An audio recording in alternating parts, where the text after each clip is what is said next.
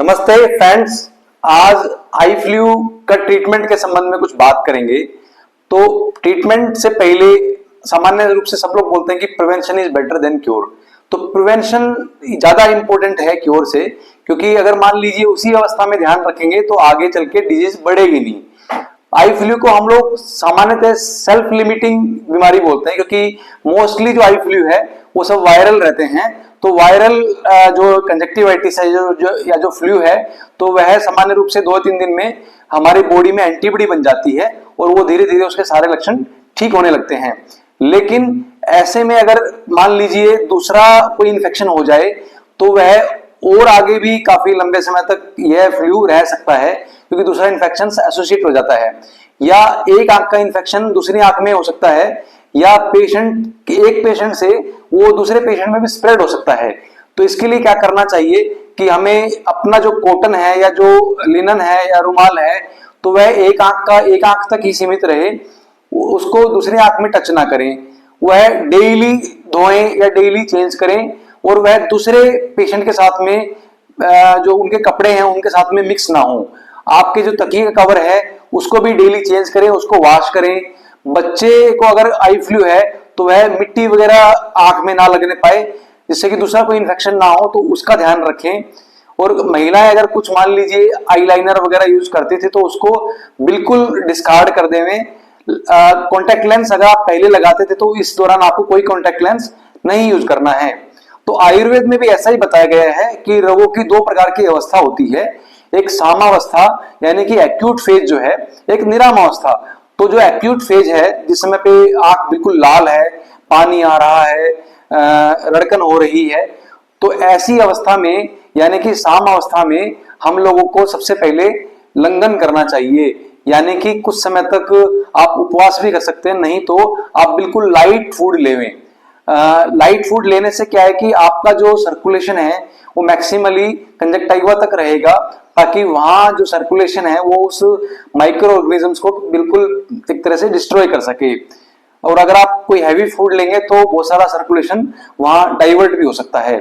इसके अलावा जो दूसरे सिम्टम्स हैं उनको सबसाइड करने के लिए कभी कभी हम लोग हल्दी और तुलसी की एक पोटली बना के उसको गर्म पानी में डिप करके उससे हम लोग थोड़ा सा जेंटल फोमेंटेशन कर सकते हैं। या सामान्य रूप से आप एक कटोरी पानी में 2 चुटकी हल्दी, 3-4 पत्ते तुलसी के उबाल के उसमें थोड़ा कॉटन भिगो के निचोड़ के और आंखें बंद करके पलकों पे सिकाई कर सकते हैं।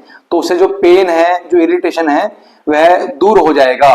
सामान्य रूप से आप जो है जो शहद है उसको कुछ पानी में मिला के उससे उसके कुछ ड्रॉप्स आप आंखों में डाल सकते हैं, या तुलसी की जो ड्रॉप्स है वो पानी में मिला के उसके कुछ ड्रॉप्स डाल सकते हैं, जिससे कि इन्फेक्शन जो है वो वॉश आउट हो जाए। इसके अलावा कभी कभी आप जो ऐसी औषधियां हैं जैसे कि चंदन है, लोद्र है या मुलट्ठी है, इसको आप दूध में मिलाएं और उसका एक पेस्ट बना के पलकों पे लगा सकते हैं। या अगर वो डायरेक्टली डिफिकल्ट है तो उसको आप एक कपड़े में या बैंडेज में लगा के उसकी 2-3 फोल्ड करके आप पलकों पे रख सकते हैं, जिसको हम लोग पिंडी बोलते हैं। तो ये बहुत सूदनिंग इफेक्ट आंखों को देता है। इसके साथ साथ में जो ऐसी औषधियां जो कि सामावस्था को शमन करे, जैसे कि कफ पित्तग्न औषधियां हैं, जो गुगलू है, बहुत सारे तरह की जो औषधियां हैं, या गिलोय है, वह हम लोग उपयोग करेंगे तो जो आम है उसका बिल्कुल तरह से पाचन हो जाएगा। जब आप आप इनका आम का पाचन हो जाता है या जो साम अवस्था पूर्ण रूप से हो जाती है, तो फिर जो लक्षण है वो धीरे धीरे सबसाइड होने लगते हैं। ऐसा ही आयुर्वेद के शास्त्रों में भी कहा गया है। अक्षी कुक्षी भवा रोगा प्रतिशाय वर्ण जोरा पंच एते पंचरात्रेण विनशंति लंघनात्, कि ये सारे के सारे जो हैं अगर हम लोग 5 रात्रि हम लोग लंघन करें या लघु भोजन करें तो ये धीरे धीरे सारे ही शमन कर जाते हैं।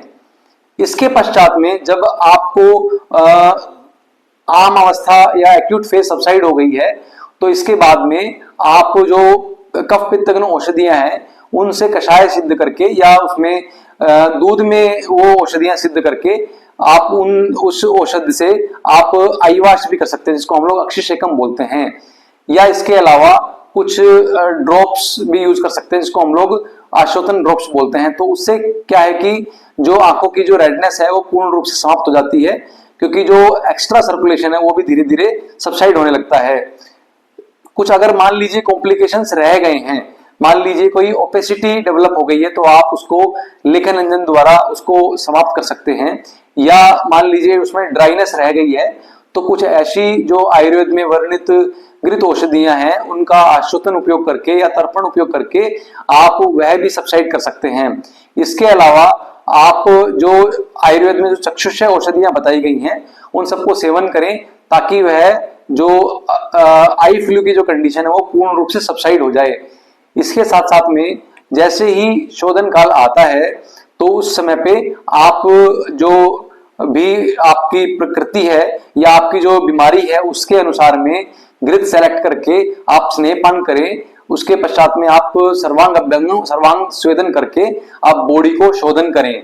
या अगर मान लीजिए कुछ दूसरी साथ में अगर कॉम्प्लिकेशन ज्यादा है तो कभी कभी आप रक्तमोक्षण भी कर सकते हैं, यानी कि ब्लड लेटिंग भी कर सकते हैं। तो इसके पश्चात में आपको इसके जो कॉम्प्लिकेशंस है वो भी सब सबसाइड हो जाएंगे और बार बार ऐसे होने वाले जो लक्षण हैं वो भी बहुत ही मिनिमल रह जाएंगे। इसके साथ ही आप कभी भी आई फ्लू को लाइटली नहीं लेंगे, उसको सीरियसली ही लेंगे, ताकि दूसरा कोई इन्फ्लेमेशन, दूसरा कोई इन्फेक्शन ना होने पाए।